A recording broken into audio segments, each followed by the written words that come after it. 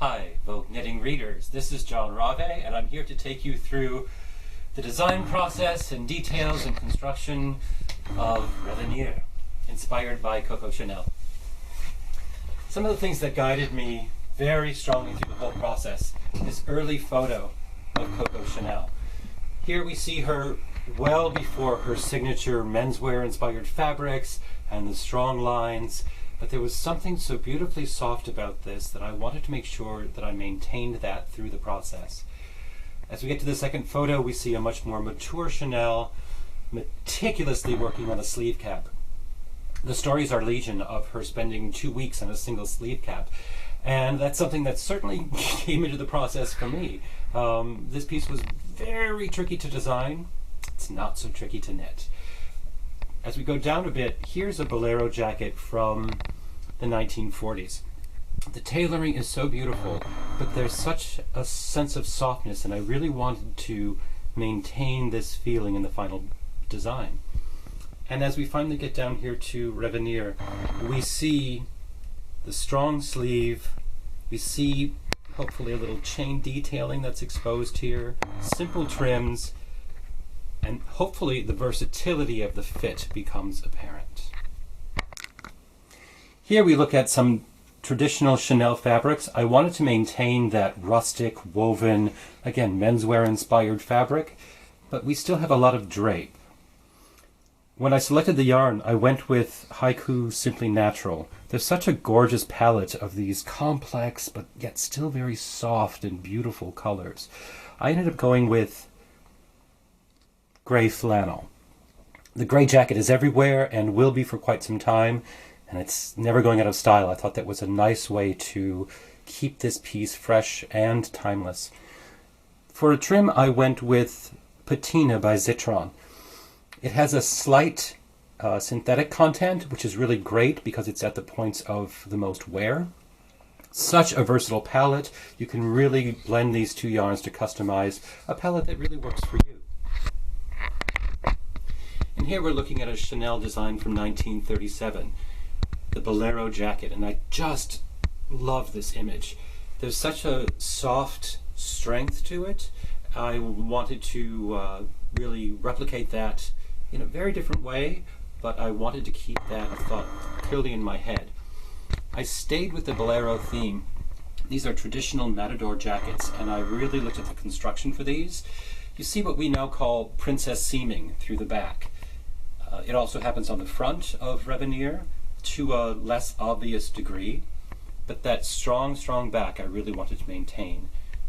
Also, I wanted to look at contemporary silhouettes, this beautiful, voluptuous softness, and how could I marry these two? So when we start looking back at the actual fabric construction, we get into the half linen stitch. It's so versatile because it's relatively quick, creates a nice texture that doesn't call too much attention to itself. It doesn't get in the way of the tailoring. This seam through the back is false. This piece is actually knit as like a vase shape, and then the sides are knit of the back from either direction. When we look into this photograph here, we see more of that stitch, the false seaming and the applied chain detail at the top. When we start looking down here, we see the interior of the fabric. This is what cemented the half linen stitch for me.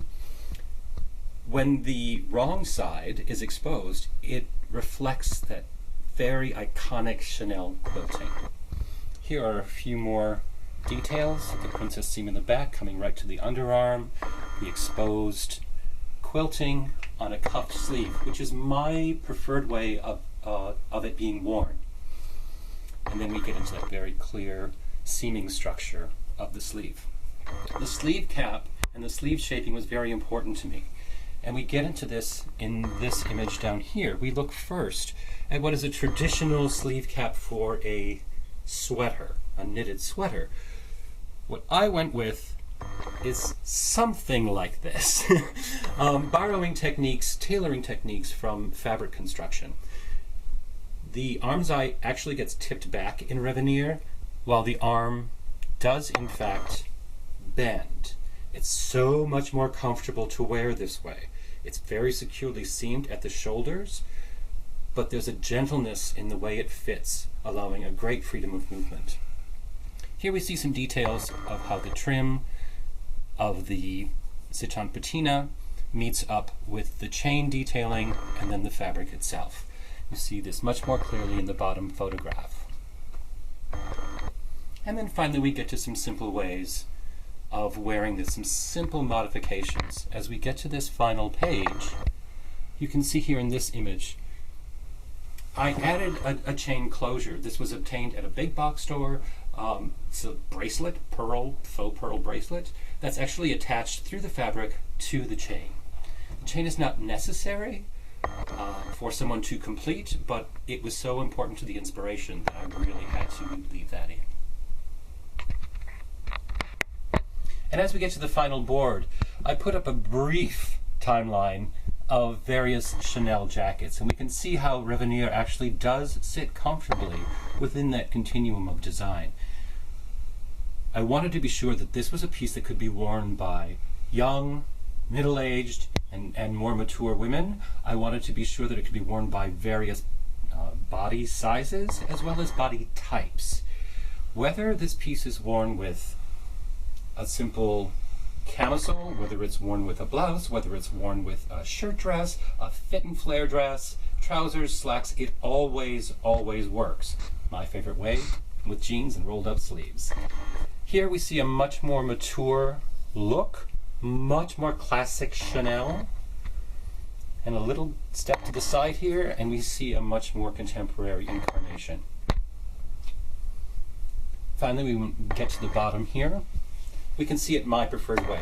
Cuffs flipped up, open, exposing the waist. It's a very flattering shape. By getting a little more fabric flowing out at the waist, we're creating a certain illusion that the waist is actually smaller rather than cinching or confining.